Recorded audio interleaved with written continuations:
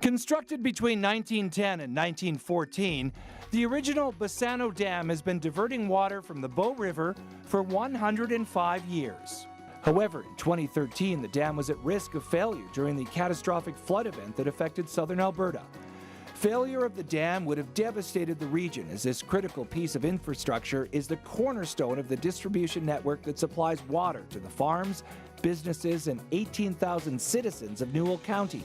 Due to the importance of this dam, the Eastern Irrigation District funded the design and construction of the Bassano Dam emergency spillway structure, which now provides additional capacity to release water pressure during flood events like the one experienced in 2013. Primarily constructed of concrete, the project team produced and placed over 12,000 cubic meters of concrete complying with quality requirements and tight formwork tolerances. The ability to produce concrete on site allowed Niitsitapi Graham LP to provide timely delivery of concrete to this remote location and meet the schedule demands, all while managing quality control in real time. The proximity of the batch plant to the point of construction also meant the crew placing the concrete was able to easily communicate with the production crew to ensure the concrete met the client's standards. The on-site batch plant afforded the project team the ability to stick to a strict pour schedule and meet the client's deadlines, as they were not hampered by county road bans, road conditions, concrete scheduling conflicts with other projects, or weather impacts.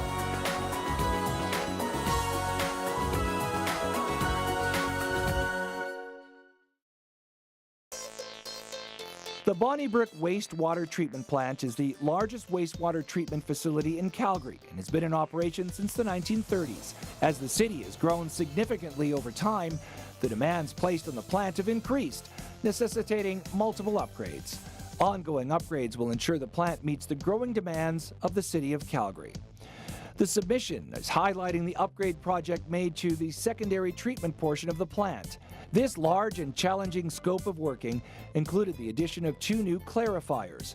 To accommodate the new clarifiers, a new pump house and significant modifications to the mixed liquor channels were required. Increasing the complexity of the project, the preferred location of the pump house was below an active channel and needed to be connected to the existing tunnels to provide pipe and electrical routing to new equipment. During the 2-year construction schedule, the conveyance channels could only be shut down for a maximum of 1 12-hour period. Alternatively, a temporary significant bypass pumping and a temporary treatment plant would be required. This alternative would come at a significant cost and risk and render the project unfeasible. The design team provided a design and worked continuously with the city and Graham Construction to ensure that the construction of the new secondary pump house was completed without disrupting the operation of the Bonnybrook Wastewater Treatment Plant. 2 components of the project demanded a precise demolition and construction sequence to meet these project constraints: the pump house construction and the mixed liquor channel modifications.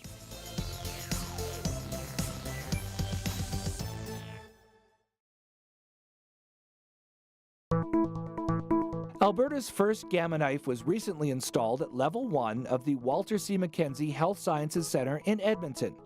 Gamma knife is a non-invasive treatment for life-threatening growths and malformations on the brain.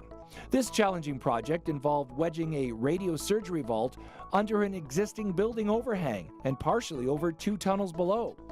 A typical 1.2-meter vault structure would have been impossible to build within these constraints, so the only option that would contain the radiation was high-density concrete. Using concrete with a specified minimum density of 4,100 kilograms per cubed meter, the design team was able to reduce the wall thickness to 600 millimeters. To achieve the density, the concrete supplier created a new mix using high-density aggregate and steel. Special procedures and equipment were required to transport, pump, and place this type of concrete. To support the concrete vault and a floor loading 40 times higher than a typical main floor, 96 micropiles up to 15 meters long were used, since the overhang above made it impossible to use conventional piling equipment. Overall, the project was a success, opening on time and on budget. And since opening, the Gamma Knife's fast, non-invasive brain surgeries have drastically changed the lives of hundreds of Western Canadians.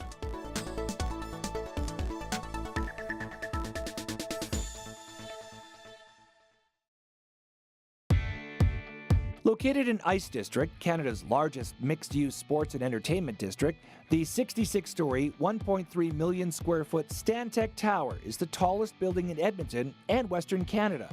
The tower houses 28 stories of office space and 483 residential units.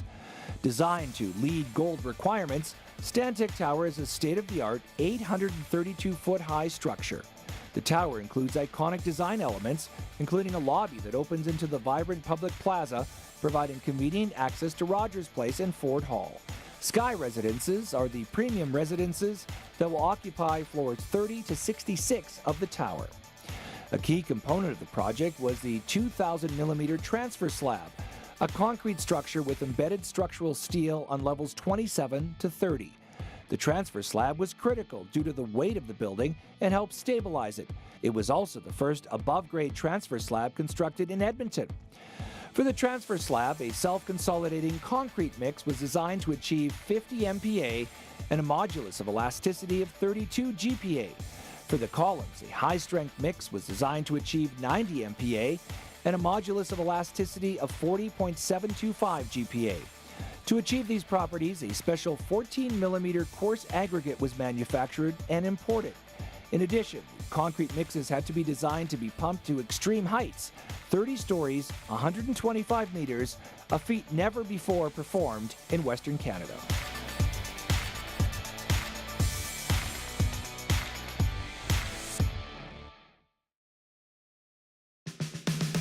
With aims to welcome over twice as many annual visitors to its 240,000 square feet of expanded facilities, the new Calgary Central Library fills a vital role for the rapidly expanding city. The new building provides spaces for all types of people and activities, for social interaction and exchange, for studying and learning, for quiet and introspection, championing the unique civic function that libraries provide today. Concrete is an integral part of the project in many ways. It functions not only as the primary structural system, but also as a primary finish, lending its quality and character to the identity of this new landmark. The high-quality results are a testament to the project's collaborative approach to teamwork throughout. The building is sited within a complex urban condition, where a fully operational light rail transit line crosses the site from above to below ground on a curved path, dividing downtown and East Village. In response, the design lifts the main entry over the train line, encapsulated in precast concrete. This gesture creates a new link between Calgary's downtown core and its newest neighborhoods, anchoring the building in its context. On the exterior, precast concrete seats, steps, and pavers form gently terraced slopes that rise up to the entrance of the building, welcoming visitors arriving from every direction to interact with the library.